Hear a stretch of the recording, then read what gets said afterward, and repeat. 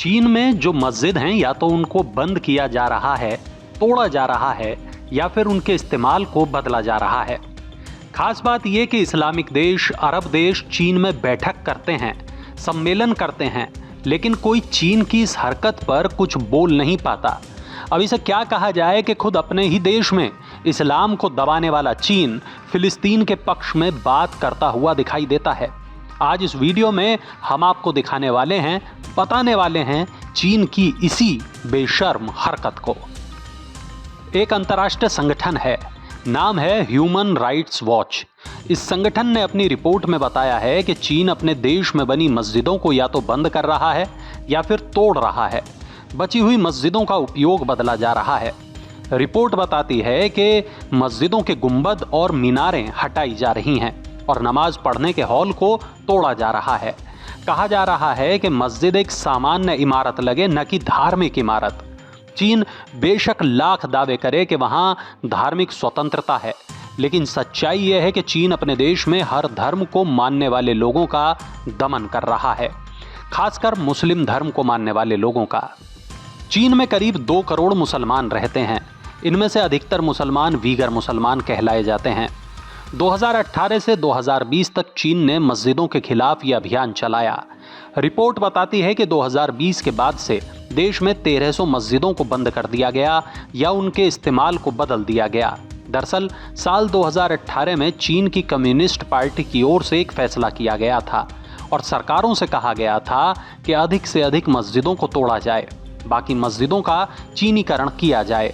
दरअसल इस चीनीकरण में मुसलमानों की वफादारी को कम्युनिस्ट पार्टी की ओर करने की कोशिश की जाती है। जिन लोगों ने इसका विरोध किया उनको जेल में डाल दिया गया।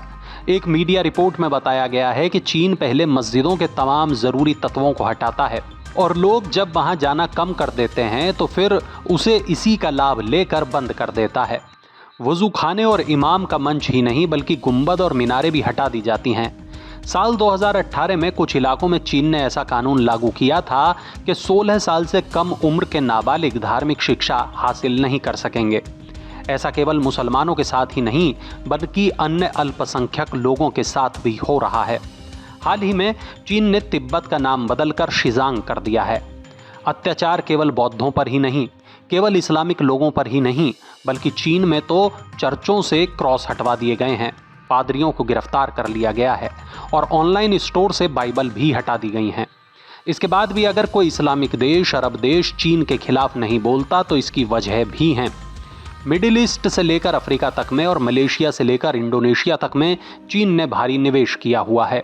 यही नहीं, सऊदी अरब और इराक की सरकारी तेल कंपनियों में भी चीन ने बड़ा निवेश किया है। बहुत दिन नहीं हुए जब चीन में मुस्लिम देश जुटे, इजराइल का विरोध किया, फिलिस्तीन का समर्थन किया और युद्ध बंद करने को कहा। इन तमाम मुस्लिम देशों ने सैकड़ों किलोमीटर दूर बसे मुस्लिम देश को लेकर चिंता जताई, लेकिन एक बार भी चीन में हो रहे मुस्लिमों पर अत्याचार के मुद्दे को नहीं उठाया। चीन के कर्ज तले दबे पाकिस्तान का हाल भी कुछ ऐसा ही है। कुछ वक्त पहले ही बीबीसी की एक रिपोर्ट में ऐसा बताया गया था कि पाकिस्तान की कुछ युवतियों की शादी जबरन चीनी लड़कों से की जा रही है और उन्हें धर्म बदलने के लिए मजबूर किया जा रहा है। वैसे इस पूरे मामले पर आपका क्या कहना है, कमेंट सेक्शन में ज़रूर बताइएगा।